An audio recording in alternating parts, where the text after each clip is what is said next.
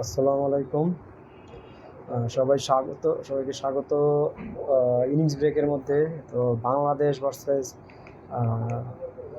ইন্ডিয়ার মধ্যকার যে ম্যাচটি চলছে টি-20 ওয়ার্ম আপ ম্যাচ, সেখানে প্রথমে ব্যাট করতে নেমে ইন্ডিয়া 20 ওভার শেষে 182 রান করেছে 5 উইকেটে।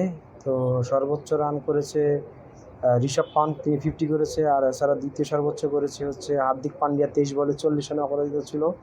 তো বাংলাদেশের জন্য এই রানটা অনেকটাই চ্যালেঞ্জিং মনে হচ্ছে আমার কাছে, কারণ বাংলাদেশ 182 রান আসলে চেস করতে পারবে কিনা সেটা সময় বলে দিবে। তবে চেস করা উচিত, চেস করতে না পারলে আসলে বিশ্বকাপে মূল পর্বে আসলে খেলার যোগ্যতা রাখে না আমি মনে করি। আর বাংলাদেশের জন্য দুঃসংবাদ যেটা, সেটা হচ্ছে শেষ ওভারে শরীফুল ইসলাম ওয়াইড দিল, ভালো একটা ওভার করেছিলেন, একটা সিঙ্গেল, একটা ওয়াইড, একটা 4, এই ছিল তার ব্যয়বহুলতা। কিন্তু তিনি পঞ্চম বলে হাতে ব্যথা পেয়ে তিনি মাঠ থেকে বিদায় নেন। তার পরিবর্তে যে সাকিব আছে, তানজিম হাসান সাকিব লাস্ট বলটি করে, লাস্ট বলে কোনো রান দেয়নি বাংলাদেশ। তো বাংলাদেশ আজকে কিন্তু কোনো বাংলাদেশ আজকে স্পিনারের উপরে বেশি জোর দিয়েছে, পেস বলার কম ইউজ করেছে। কারণ আজকে মুস্তাফিজ খেলেননি, মুস্তাফিজ বল করেনি। আজকে শরীফুল বেশি বল করেছে, 3 ওভার 5 বল। তানজিম হাসান সাকিব করেছেন 1 ওভার 1 বল। সৌম্য সরকার করেছে 1 ওভার। তার মানে হচ্ছে আপনার 6 ওভার মাত্র পেসার করেছে, আর স্পিনাররাই বাকি সব বল করেছে। তো মেন খেলাতে কিন্তু এত বেশি স্পিনার ইউজ করতে পারে না বাংলাদেশ, যেটা একটা নেগেটিভ কারণ এই ম্যাচের বাংলাদেশের ইনিংসের। তবে তারপরেও মোটামুটি মনে করি যে আইপিএল খেলে আসা ইন্ডিয়ার বিপক্ষে এটা দারুণ একটা বোলিং ইনিংস বা বোলিং প্রদর্শনী বাংলাদেশের। শেষ ওভারে ওইভাবে রান নিতে পারেনি ইন্ডিয়া।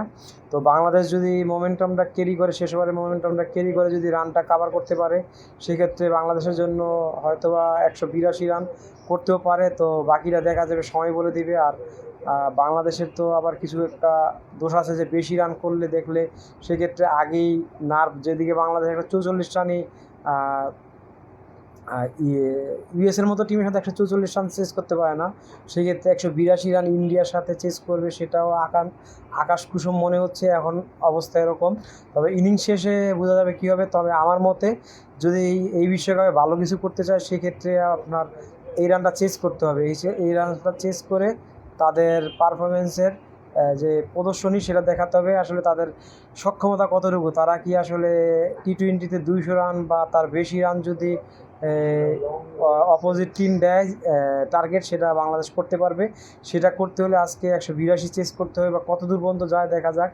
যদিও এটা প্রস্তুতি ম্যাচ হলেও এই ম্যাচটাতে বাংলাদেশের উচিত, আমি মনে করি যে এই রানটা চেস করে ফেলা এবং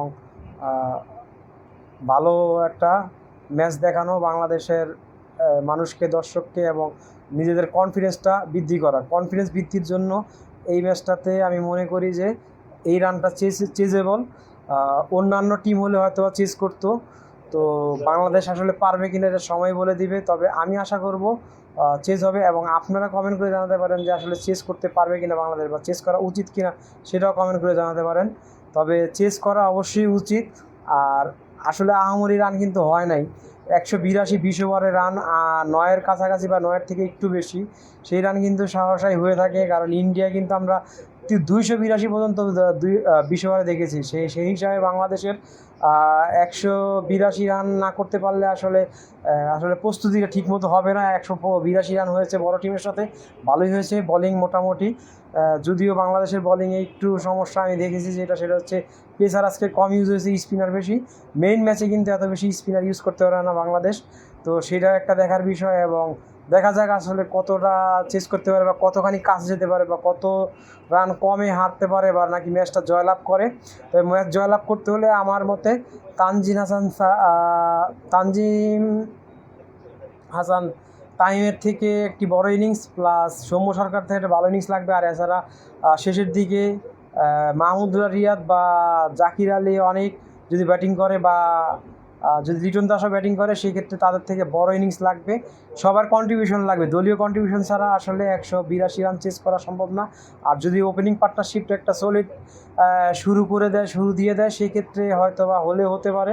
তো আপনারা কী মনে করছেন সেটা আমি জানি না। তো আমার মনে হচ্ছে ব্যক্তিগতভাবে যে যদি একটা ভালো সলিড একটা ওপেনিং হয়, প্রথম বল হয়ে যাচ্ছে এবং প্রথম বল ডট বল হয়ে গেল, প্রথম বলে কোনো রান নেই, তানজিদ হাসান তামিম ব্যাটিং করছে আর সৌম্য সরকার ওপেনিং নামেছে। যদিও তারা ইউএসের সাথে একটা 100 রানের পার্টনারশিপ আছে, দেখা যাক আজকে তাদের এই পার্টনারশিপটা কত দূর পর্যন্ত যায়। আশা করব অনেকখানি যাবে, তবে আমি চাইবো যে অনেক দূর যাক। তো বাকিটা হচ্ছে সময় বলে দিবে যে আসলে কি হবে, কতখানি যেতে পারে বা কতখানি তাদের সক্ষমতা। 183 রানের টার্গেট 20 ওভার থেকে।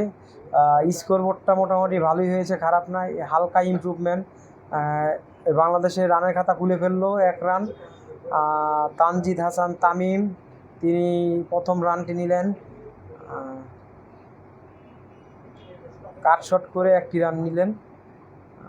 দেখা যাক সৌম্য সরকার কী করেন। তাদের দুজনের একজনের হাল ধরতে হবে যদি এই রানটা চেস করতে হয়। একটা বড় ইনিংস অবশ্যই লাগবে, একটা কম বলের বড় ইনিংস লাগবে এই রানটা চেস করতে হলে, আদারওয়াইজ কিন্তু পারা যাবে না, কারণ বলের থেকে প্রায় 62টা রান বেশি আছে। তো এই রানটা করতে হলে অবশ্যই প্রথম থেকেই 9-এর কাছাকাছি করে রান নিতে হবে এবং রানের খাতাতে কোনো চাপ তৈরি করা যাবে, এক্সট্রা চাপ তৈরি করা যাবে না এবং উইকেটের চিন্তা করে খেলতে হবে না, একটু মাঝে মাঝে পাওয়ার হিটিং করে রানটা কমাতে হবে। দেখা যাক কী হয়। তো আশা করব ভালো করবে। আরও একটি বল হয়ে গেল, 3 বলে বাংলাদেশের সংগ্রহ 1 রান। তো বাংলাদেশ কিন্তু স্পিনার দিয়ে শুরু করেছিল, পক্ষান্তরে ইন্ডিয়া কিন্তু তাদের পেস বোলার দিয়ে শুরু করলো।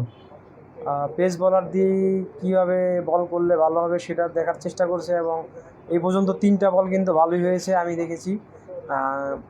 প্রথম 3টা বল 2টা বলই কিন্তু ব্যাটসম্যান ব্যাটেই সংযোগ করতে পারেনি, 1টি বল ব্যাটে লাগিয়ে 1টি সিঙ্গেল রান।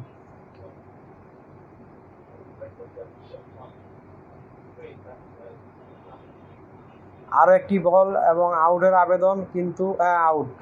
সৌম্য সরকার আউট, ডাক মারলেন সৌম্য সরকার। প্রথম উইকেটের পতন বাংলাদেশের 1 রানে 4 বল থেকে প্রথম উইকেটের পতন বাংলাদেশের।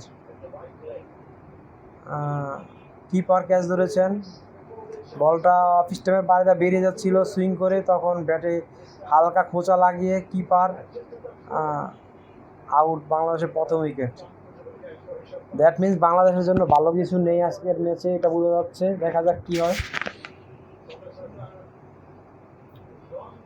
সৌম্য সরকার 0 রানে আউট, 2 বল থেকে 0 রানে আউট হলেন সৌম্য সরকার। আর্শদীপ সিং তিনি উইকেটটি পেলেন, 4 বল থেকে তিনি 1 রান দিয়েছেন, 1টি উইকেট। বাংলাদেশের সংগ্রহ 1 রান 1 উইকেট, 183 রান চেস করছে। খুবই বাজে, এত বড় একটা টার্গেট চেস করতে গিয়ে প্রথমবার উইকেট মানে ব্যর্থতা 16 গলা পূর্ণর দিকে আর কি। লিটন কুমার দাসকেও ওয়ানডাউনে নামানো হয়েছে, দেখা যাক তিনি কি করে। 1টি উইকেট সৌম্য সরকার, তার ভাই বামাতি ভাই তিনি আউট হয়ে গেলেন। এখন তিনি কি করেন ডানাতি ভাই, দেখা যাক, তিনি অফ ফর্মে আছেন। তার 80 ইনিংসে 1805 রান, 23.14 অ্যাভারেজ, 10টা 50 আছে, 83 রান হচ্ছে বেস্ট, স্ট্রাইক রেট 128.2। এটা হচ্ছে লিটন কুমারের কেরিয়ার, লিটন কুমার দাসের।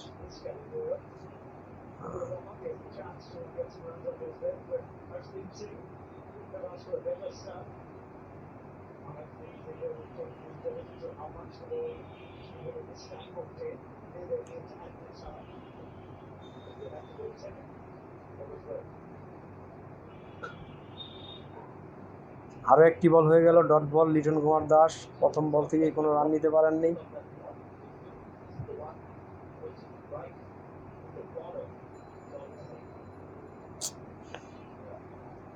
5 বলে 1 রান বাংলাদেশের।